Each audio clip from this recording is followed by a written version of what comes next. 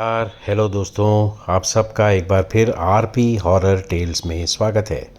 मेरा नाम पवन कुमार है। आज की कहानी थोड़ी लंबी होने वाली है, तो घर में चिप्स या पॉपकॉर्न है तो ले आइए, अपना हेडसेट पहन लीजिए। चलो मैं आप सबको एक अपार्टमेंट की घटना सुनाने जा रहा हूँ जो केरला के एक शहर एर्नाकुलम में हुई थी। अपार्टमेंट का नाम शायद मर्फीज एरियल क्लाउड है। इस अपार्टमेंट में 9 फ्लोर्स हैं और एक पेंट हाउस भी है जिसमें एक रिटायर्ड रेलवे कर्मचारी और उसका परिवार नया नया रहने आया था। फ्रेडी और उसकी पत्नी नीला। उनके 3 बच्चे थे, 2 बेटे और एक बेटी, जिनकी उम्र 20 से 25 साल के बीच की थी। फ्रेडी और नीला अक्सर ज़्यादातर अपना वक्त दोस्तों और रिश्तेदारों में बिताते थे, क्योंकि वो अब रिटायर्ड लाइफ को एंजॉय करना चाहते थे। इनके बच्चे भी बड़े हो गए थे, उनको ज़्यादा कुछ जिम्मेदारियां नहीं थी। They were free birds. Freddie की बेटी को गार्डनिंग का बहुत शौक था। वो अक्सर अपना वक्त अपने पेंट हाउस पर बनाए गार्डन में बिताती थी। एक दिन उसको अपने घर के ऊपर वाटर टैंक के पास से कुछ आवाज़ें सुनाई दी, तो उसने सीढ़ियों से ऊपर चढ़ के देखा। उसे एक पुराना गमला और उसमें मिट्टी नज़र आई। उसका ध्यान वाटर टैंक की तरफ कम और गमले की तरफ ज़्यादा था। तुरंत ही उसने वो उठा लिया और अपने गार्डन में ले आई। उसमें एक पौधा लगा दिया। गमले पर कुछ अजीब से चित्र थे। उसे कुछ समझ नहीं आया और उसने कुछ ज़्यादा गौर नहीं किया। वो खुश थी, उसे एक अच्छा गमला मिल गया है। फ्रेडी और नीला दोनों घूमकर रात को घर आए और अपने परिवार के साथ सो गए। फ्रेडी के बड़े बेटे अल्फ्रेड को धाम से कुछ गिरने की आवाज़ सुनाई दी और वो चौंक कर उठ गया। उसने किसी की नींद खराब किए बिना ही धीरे से मेन डोर खोला और बाहर देखने गया कि वो आवाज़ किसकी थी। अंधेरा था। अल्फ्रेड को किसी की बड़बड़ाने की आवाज़ सुनाई दी। उसने वाटर टैंक की तरफ देखा। उसे कुछ दिखाई नहीं दिया, सिर्फ आसमान में चांद और खूब सारे तारे दिखाई दे रहे थे। जैसे ही वो पलटा, किसी ने उसके गर्दन पर जोर से काटा। अल्फ्रेड चिल्लाया और जल्दी से पलटा। उसके रोंगटे खड़े हो गए और वो डर गया था। डर के मारे कांपने लगा। उसकी चीख सुनकर फ्रेडी और नीला ने सारे घर की लाइट्स ऑन कर दी और बाहर जल्दी से आ गए तो देखा अल्फ्रेड ज़मीन पर पड़ा हुआ है और दर्द से रो रहा है। फ्रेडी ने ज़ोर से आवाज़ दी, पीटर जल्दी आओ। और पीटर, जो छोटा बेटा था, वो दौड़ता हुआ आया और उनकी बेटी निक्की भी आ गई। अल्फ्रेड की गर्दन पर गहरा निशान पड़ गया था, जैसे किसी के दांतों का हो। खून रोकने के लिए निक्की ने एक रुई और प्लास्टर चिपका दिया और फ्रेडी, पीटर अल्फ्रेड को लेकर हॉस्पिटल की तरफ रवाना हो गए। रास्ते में फ्रेडी ने अल्फ्रेड से पूछा, ये सब कैसे हुआ बेटा अल्फी? सिर्फ ज़ोर से कांप रहा था अल्फ्रेड, और उसकी आंखें बड़ी हो चुकी थी और लाल हो गई थी, जैसे खून टपकने वाला हो। फ्रेडी ने पीटर से कहा, पीटर जल्दी चलाओ कार। अल्फ्रेड जोर से कुछ बोला जो फ्रेडी को और पीटर को समझ नहीं आया। अल्फ्रेड कन्नड़ा भाषा में कुछ बोल रहा था। बस इतना समझ में आया कि वो बहुत नाराज़ है और फ्रेडी को धमकी दे रहा था, उंगली दिखा रहा था और आंखें बड़ी करके डरा रहा था। फ्रेडी और पीटर दोनों डर गए। वो कांप रहे थे। हॉस्पिटल मेन गेट से पीटर ने अपनी कार इमरजेंसी वार्ड की तरफ घुमाई और गेट के पास पार्क किया और भागकर अंदर गया। इतने में अल्फ्रेड ने फ्रेडी की गर्दन पकड़ ली और चिल्लाने लगा। किसी तरह फ्रेडी ने अपनी गर्दन छुड़ाई और कार से बाहर निकल गया। उसका शरीर कांप रहा था और वो ज़मीन पर बैठ गया। पीटर हॉस्पिटल स्टाफ और एक स्ट्रेचर ले आया। फ्रेडी रोते हुए बोला, अल्फ्रेड ने मेरा गला पकड़ लिया। इस पर पीटर और डर गया। हॉस्पिटल स्टाफ ने और पीटर ने अल्फ्रेड को स्ट्रेचर पर लेटाया और अंदर ले जाने लगे। अल्फ्रेड कनाडा में ज़ोर ज़ोर से कुछ बड़बड़ा रहा था। उस पर एक हॉस्पिटल स्टाफ ने पूछा, तुम क्यों गालियां दे रहे हो और किसको दे रहे हो? अल्फ्रेड बोला, इन दोनों को मैं छोड़ूंगा नहीं, और बेहोश हो गया। डॉक्टर आया और उसने सबसे पहले अल्फ्रेड का जख्म साफ किया और स्टिचेस डाल दिए। फिर अल्फ्रेड को नींद का इंजेक्शन देकर सुला दिया। डॉक्टर कमरे से बाहर आकर पीटर और फ्रेडी से पूछा, ये सब कैसे हुआ? इस पर फ्रेडी रोने लगा और पीटर ने फ्रेडी को गले लगा लिया। फ्रेडी डॉक्टर को बोला, कुछ पता नहीं सर, ये ज़ोर से चिल्लाया और गिर गया। इसके गले पर काटने का निशान और खून निकल रहा था। किसी ने काटा है, पर किसने ये पता नहीं। वो ठीक तो हो जाएगा ना डॉक्टर साहब? डॉक्टर ने कहा, जी हाँ, आप कल सुबह इसको घर ले जा सकते हैं। बस पट्टी बदलवाने 2 दिन बाद आ जाना। मैं कुछ दवाइयाँ लिख रहा हूँ, इनको 3 दिन तक देते रहना, और कुछ प्रॉब्लम हो तो मुझे फ़ोन कर लेना। रात को पीटर हॉस्पिटल में रुक गया और फ्रेडी को उसने टैक्सी से घर भेज दिया। कहा, घर में माँ और निकी को ये सब मत बताना पापा, वो डर जाएंगे। सब बाद में बैठकर बात करेंगे। इस पर फ्रेडी रो पड़ा। फ्रेडी घर पहुंचा और लिफ्ट की तरफ बढ़ने लगा। वॉचमैन ने पूछा, सर आपने ये पेंट हाउस ख़रीदा है या किराए का है? फ्रेडी ने कहा, किराए का है, और ऊपर पेंट हाउस की तरफ चला गया। घर पहुंचकर फ्रेडी ने अपने अंदर सब छुपाने की बहुत कोशिश की, लेकिन सफल न हो पाया। उसने ज़ोर से निकी और नीला को गले लगा लिया और सब बता दिया। नीला रोने लगी। निकी ने नीला को कहा, सब ठीक हो जाएगा, आप दोनों चिंता मत कीजिए। निकी ने बोला, क्यों ना हम फादर जेकब को बुलाएं कल सुबह? नीला ने कहा, हाँ ये सही है। एल्फ्रेड को लाने के पहले हम फादर को सब कुछ बता देंगे और उनको एल्फ्रेड के आने तक घर पर ही रुकने को कहेंगे। अगले दिन निकी जाकर फादर जेकब को ले आई और नीला फ्रेडी ने फादर को सब कुछ बता दिया। फादर ने सारा घर देखा और घर के सामने निकी का प्यारा सा गार्डन भी। फादर ने कहा, क्या मैं ये वाटर टैंक देख सकता हूँ? निकी ने कहा, जी फादर, आप सीढ़ियों से ऊपर चढ़ सकते हैं। फादर जैसे ही टैंक की तरफ गया, उसे कुछ अच्छा नहीं लगा और वो तुरंत नीचे आ गया। फिर वो पौधों की तरफ देखने लगा और उसने कहा, शायद कुछ गलत शक्तियाँ हो सकती है, पर डरो मत, मैं आपके घर को होली वाटर यानी पवित्र जल से शुद्ध कर देता हूँ। इतने में लिफ्ट के खुलने की आवाज़ आई और पीटर एल्फ्रेड को हॉस्पिटल से ले आया था। एल्फ्रेड की तबीयत ज़्यादा ठीक नहीं थी। उसने फादर को देखा और अपने आप चुपचाप कमरे में चला गया। पीटर बोला, रास्ते में एल्फ्रेड ने एक शब्द भी नहीं कहा, बस मुझे एकटक अपनी लाल लाल आंखों से घूरता रहा, और मैंने भी उससे कुछ पूछने की ज़रूरत नहीं की क्योंकि मैं डर गया था। फादर ने पीटर से कहा, डरो मत, मैंने घर को ब्लेस कर दिया है और सब जगह पवित्र जल भी डाल दिया है, अब सब ठीक होना चाहिए। फ्रेडी ने नीला से कहा, मैं फादर जेकब को नीचे तक छोड़ आता हूँ। निकी ने धीरे से एल्फ्रेड के रूम में झांक कर देखा तो वो छत की तरफ देखकर कुछ बड़बड़ा रहा था। निकी को कुछ समझ नहीं आया और उसने नीला को बता दिया। नीला ने कहा, उसको आराम करने दो, उसे चैन से रहने दो। निकी ने नीला से पूछा, अपने परिवार में किसी को भी कन्नड़ा भाषा नहीं आती? फिर ये एल्फ्रेड कन्नड़ा में कैसे बात कर रहा है? नीला ने बताया, मुझे थोड़ी कन्नड़ा आती है पर उतनी अच्छी नहीं। एल्फ्रेड को तो बिल्कुल नहीं आती। पता नहीं उस रात को क्या हुआ था। शाम हुई थी। सब बैठकर चाय पी रहे थे। इतने में एल्फ्रेड बाहर हॉल में आया और सबको घूरने लगा। नीला ने मुस्कुराकर पूछा, बेटा आओ चाय पी लो। एल्फ्रेड ने गुस्से में कहा, मुझे कुछ नहीं चाहिए, और फिर अपने कमरे में चला गया और ज़ोर से रोने लगा। अपना सिर दीवारों पर मारने लगा। सब तेज़ी से एल्फ्रेड के पास पहुँचे और नीला ने एल्फ्रेड को गले लगा लिया और पूछा, क्या हुआ मेरे बेटे? ये सब क्या हो रहा है एल्फी? क्यों रो रहे हो? एल्फ्रेड ने कन्नड़ा में फिर कुछ कहा तो सब एक दूसरे का चेहरा देखने लगे। नीला ने पूछा, तुमको कन्नड़ा कैसे आती है? एल्फ्रेड ने कहा, मुझे सिर्फ कन्नड़ा ही आती है बेवकूफ़। तुम लोग यहाँ से चले जाओ वरना मैं तुम लोगों का खून पी जाऊँगा। ये कहते हुए एल्फ्रेड गार्डन की तरफ चला गया और वो गमला जो निकी को वाटर टैंक के पास मिला था उसे लेकर अपने कमरे में चला गया। अब रात होने वाली थी। सबको ये डर लग रहा था, एल्फ्रेड अब क्या करेगा?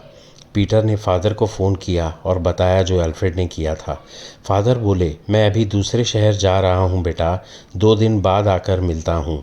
तब तक एल्फ्रेड के तकिए के नीचे क्रॉस रख दो और होली वाटर घर में छिड़को, सब ठीक हो जाएगा। फ्रेडी एल्फ्रेड के रूम में गया और उसने क्रॉस एल्फ्रेड के तकिए के नीचे छुपा कर रख दिया और वो बाहर आ गया। एल्फ्रेड अपने बाथरूम में फिर कुछ कन्नड़ा में कह रहा था अपने आप से। नीला ने सुनने की कोशिश की पर ठीक से सुनाई नहीं दे रहा था। एल्फ्रेड बेडरूम से बाहर आया और दीवारों की तरफ देखता हुआ सो गया। नीला आई और उसने कहा, गुड नाइट बेटा। इस पर एल्फ्रेड ने कई दिन बाद मुस्कुराते हुए कहा, गुड नाइट माँ। नीला को चैन की सांस आई और वो निकी, पीटर और फ्रेडी को खुशी खुशी बोली। एल्फ्रेड ने मुझे एकदम नॉर्मल तरीके से गुड नाइट माँ कहा। मैं बहुत खुश हूँ, मेरा बेटा ठीक हो रहा है। सब ने चैन की सांस ली और सोने चले गए। रात बहुत हो चुकी थी। घर की सारी लाइट्स बंद कर दी और सब सोने लगे। निकी रोज़ाना की तरह अपने फ़ोन पर कुछ पढ़ रही थी। जैसे ही धीरे से उसे कुछ आवाज़ आई, जैसे उसका बेडरूम का दरवाज़ा किसी ने खोला हो। वो जागी और उसने हिचकिचाते हुए पलट कर देखा तो अंधेरे में एल्फ्रेड की लाल लाल आंखें दिखाई दे रही थी। उसके बहुत करीब खड़ा था एल्फ्रेड। निक्की डर गई और उसकी आवाज़ भी नहीं निकल पा रही थी। एल्फ्रेड ने उसका मुंह बंद कर दिया अपने हाथों से और अपनी बड़ी बड़ी लाल आंखों से निक्की को घूरने लगा और डराने लगा। फिर कनाडा में कुछ बोला। उसने निक्की को ज़ोर से उठाकर दीवार पर गला पकड़कर चिपका दिया और उसके पेट पर काटने लगा। निक्की रोने लगी और उसकी सांसें रुकने लगी। एल्फ्रेड ने निक्की को बिस्तर पर पटका और उसके ऊपर बैठ गया। उसका मुंह उसने छोड़ा नहीं था। उसमें इतनी ताकत थी कि निक्की उसके मुकाबला नहीं कर पा रही थी। एल्फ्रेड ने निक्की की गर्दन पर वार किया और वो बेहोश हो गई। एल्फ्रेड ने बाहर हॉल में जाकर देखा, सब सो रहे थे। उसने निक्की को धीरे से उठाया और गार्डन की तरफ ले गया। इसके पहले उसे कोई देखे, उसने निक्की को 9th फ्लोर से नीचे फेंक दिया और चुपचाप अपने कमरे में चला गया। सुबह सुबह करीब 5 बजे ही सिक्योरिटी गार्ड ऊपर आया और चिल्लाने लगा, बोला, मैडम नीचे पड़ी है, मैडम नीचे पड़ी है। सब चौंक गए और पूछा, कौन सी मैडम, तुम क्या बोल रहे हो वॉचमैन? निक्की मैडम, बोला वॉचमैन। पीटर जोर से चिल्लाया। निक्की और निक्की के कमरे में गया। वहाँ कोई नहीं था। सब नीचे दौड़े लेकिन एल्फ्रेड अपने कमरे से बाहर नहीं निकला। अपार्टमेंट वालों ने पुलिस को फ़ोन किया और तुरंत ही पुलिस आ गई। फ्रेडी और नीला का रो रो कर बुरा हाल था। पीटर भी रोते रोते ज़मीन पर बैठ गया, मानो उसके पैरों की शक्ति किसी ने छीन ली। अपार्टमेंट में जहाँ इतनी चहल पहल हुआ करती थी, एकदम सन्नाटा छा गया। फ्रेडी और नीला के दुख की कोई सीमा नहीं थी। वो और पीटर एकदम टूट गए थे। निक्की का शरीर देखने लायक नहीं बचा था। उसको पुलिस वालों ने पोस्टमार्टम के लिए भेज दिया और पूछताछ शुरू कर दी थी।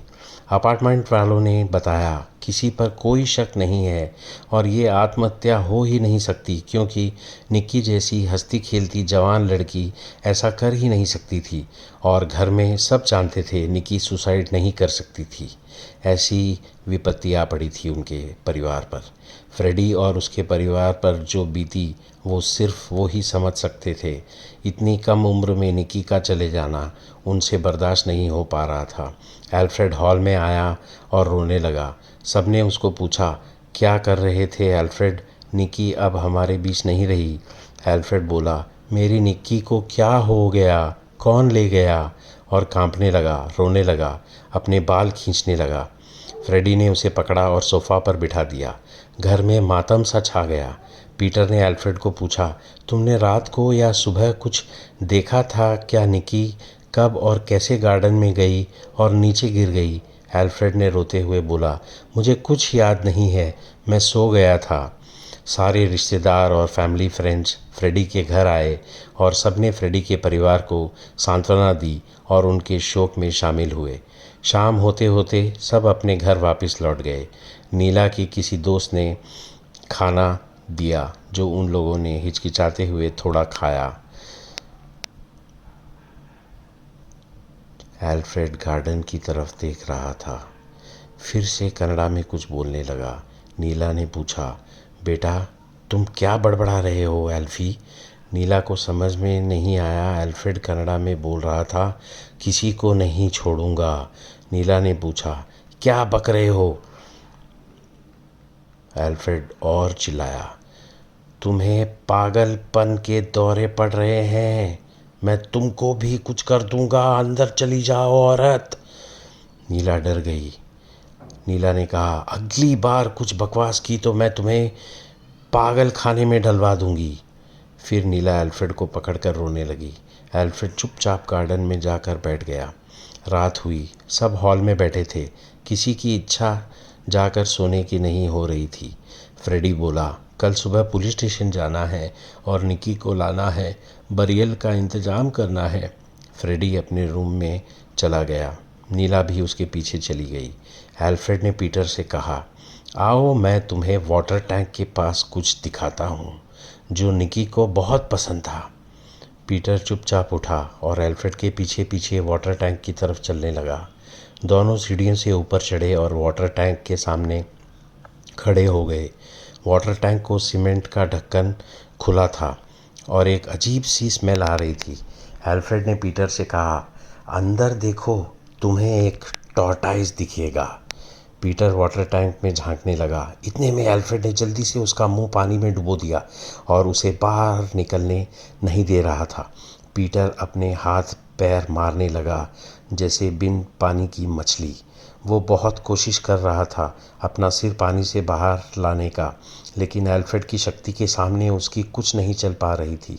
वो अपने हाथ पैर जोर जोर से वाटर टैंक की दीवार पर मारने लगा, लेकिन एल्फ्रेड ने उसे नहीं छोड़ा। एल्फ्रेड कनाडा में बड़बड़ाते हुए हंस रहा था और पीटर ने अपनी सांस तोड़ दी। उसका शरीर वाटर टैंक से लटका और लटकता रहा। एल्फ्रेड ने पीटर की लाश को वाटर टैंक में फेंक दिया और सीमेंट का ढक्कन जो बहुत भारी था उसे आराम से सरका दिया। एल्फ्रेड फिर से नीचे उतरा और अपने बेडरूम में चला गया और अंदर से दरवाज़ा बंद कर लिया। सुबह हुई और अचानक पुलिस आई और कहा, तुम्हारा बेटा कहाँ है? फ्रेडी चौंक गया और उसने कहा, सर आप अंदर तो आइए। पुलिस ऑफिसर ने ज़ोर से पूछा, तुम्हारा बेटा कहाँ है? नीला ने आवाज़ दी, पीटर, एल्फ्रेड बाहर आओ, देखो पुलिस इंस्पेक्टर बुला रहे हैं। कोई जवाब नहीं आया। एल्फ्रेड धीरे से बाहर आया। इस पर पुलिस ऑफिसर ने आवाज़ दी, सुनील इधर आओ। और एक आदमी आया और उसने कहा, हाँ सर, ये वही है जो रात में वाटर टैंक पर लड़ रहा था। एल्फ्रेड चौंक गया और सुनील की तरफ भागा, उसका गला दबाने लगा और फिर से कनाडा में चिल्लाने लगा, मैं तुम सबको मार दूंगा। और तुरंत ही पुलिस ने एल्फ्रेड को हथकड़ी लगा दी और फ्रेडी से बोला, आओ ऊपर वाटर टैंक देखते हैं। नीला और फ्रेडी रोने लगे और पूछा, ये सब क्या हो रहा है? अभी तो हमने हमारी एक बच्ची खोई है। नीला ने आवाज़ लगाई, पीटर देखो बाहर आओ, ये सब क्या हो रहा है? उसके कमरे में देखा तो कोई नहीं था। फ्रेडी पुलिस ऑफिसर और 3 कांस्टेबल के साथ वाटर टैंक की तरफ सीढ़ियों से कांपते कांपते चढ़ रहा था। पुलिस ने वो वाटर टैंक का ढक्कन हटाया। वो ढक्कन 3 पुलिस वालों ने मिलकर उठाया था, जहाँ पर फ्रेडी एल्फ्रेड ने सिर्फ एक हाथ से उसे सरका दिया था। वाटर टैंक काफ़ी बड़ा था। जैसे ही ढक्कन पूरी तरह हटा, पुलिस की और फ्रेडी की आंखें खुली की खुली रह गई। पीटर की लाश पानी के ऊपर तैर रही थी। फ्रेडी जोर से चिल्लाया, पीटर और बिलक बिलक के रोने लगा। नीला ने फ्रेडी को रोते देखा तो वो भी रोने लगी और पूछा, क्या हुआ मेरे पीटर को? कहाँ है वो? पुलिस ने पीटर की बॉडी नीचे उतारी। उसकी लाश फूल गई थी पानी में रहकर। पुलिस ने फ्रेडी को बताया, रात को सुनील जो अगली बिल्डिंग में रहता है, उसने इन दोनों को लड़ते देखा था और सुबह पुलिस स्टेशन आकर बताया। हमें शक हुआ, कहीं इसी आदमी ने तो कहीं निकी आपकी बेटी को छत से फेंक दिया था और हम दौड़े चले आए। एल्फ्रेड ने खुद कहा, मैं इन सब को मार दूंगा। इसको हम अरेस्ट कर रहे हैं। और पुलिस एल्फ्रेड को खींच कर ले गई। फ्रेडी की समझ में कुछ नहीं आ रहा था। नीला भी ज़मीन पर गिर गई और रोने लगी, चिल्लाने लगी, ये क्या हो रहा है हमारे साथ? मेरे बच्चों, ये क्या हो रहा है? फ्रेडी नीचे भागा और देखा पुलिस ऑफिसर पीटर की लाश को पोस्टमार्टम के लिए ले जा रहे थे। वो गेट के पास बैठकर रोने लगा। सारे अपार्टमेंट के लोग चुपचाप देख रहे थे। थोड़े लोगों ने फ्रेडी को पास ही एक बेंच पर बिठाया और उसे धैर्य देने लगे। वॉचमैन आया और फ्रेडी को पानी की एक बोतल पकड़ा दी और उसने कहा, सर थोड़ा पानी पी लीजिए। फ्रेडी ने थोड़ा पानी पिया और लिफ्ट की ओर बढ़ने लगा। वॉचमैन पीछे से आया और बोला, साहब आपने ये घर क्यों लिया साहब? जब कंस्ट्रक्शन हो रहा था वाटर टैंक में किसी मज़दूर का कत्ल हो गया था। उसको पानी में डुबाकर मार दिया गया था। उसको भी गार्डनिंग का बहुत शौक़ था। जो भी परिवार या लोग यहाँ आते हैं वो 1-2 महीनों से ज़्यादा नहीं रुकते और खाली कर देते हैं। साहब ये बात किसी और से मत बताइएगा, मेरी नौकरी चली जाएगी। और ये कहकर वो चला गया। नीला नीचे आई और फ्रेडी के साथ पुलिस स्टेशन को रवाना हो गई। पुलिस स्टेशन में अल्फ्रेड कनाडा में बोल रहा था, मैंने उस लड़की को फेंक दिया, हा हा हा हा, और हंसने लगा। फिर बोला, मैंने उस आदमी को वाटर टैंक में डुबा दिया, और हंसने लगा। दोनों को भी नहीं छोड़ूंगा। फ्रेडी ने नीला की तरफ देखा और बेहोश हो गया। नीला ने फ्रेडी को अपनी गोदी में लेटाया और उसका सर अपनी गोद में रखकर कहा रोते रोते, हम बर्बाद हो गए फ्रेडी, हम बर्बाद हो गए। पुलिस ऑफिसर और कांस्टेबल ने फ्रेडी को के मुंह पर थोड़ा ठंडा पानी छिड़का। धीरे से फ्रेडी होश में आया। पुलिस ने दोनों को कुर्सी पर बिठाया और कहा, लगता है अल्फ्रेड पागल हो गया है। फ्रेडी बोला, ये ऐसा नहीं कर सकता, ये अपने भाई और बहन से बहुत प्यार करता है। देखते ही देखते तीनों बच्चे उनसे दूर हो गए। उनका सारा परिवार टूट गया। पुलिस ने अल्फ्रेड को मेंटल हॉस्पिटल में भर्ती करवा दिया और निकी और पीटर की मौत का मुकदमा चलने लगा। फ्रेडी ने वो पेंट हाउस खाली कर दिया और नीला के साथ अपने एक रिश्तेदार के घर में रहने लगा। ये डर, ये गम, ये कभी फ्रेडी और नीला का साथ नहीं छोड़ने वाला। बस वक्त ही कुछ कर सकता है। अब वो पेंट हाउस किसी नए परिवार या लोगों का इंतज़ार कर रहा है। आज के लिए ये कहानी यहीं समाप्त करते हुए आपसे इजाज़त चाहता हूँ। प्लीज़ आरपी हॉरर स्टोरीज़ को सब्सक्राइब कीजिए और लाइक कीजिए। आपका दोस्त पवन कुमार। जय हिंद।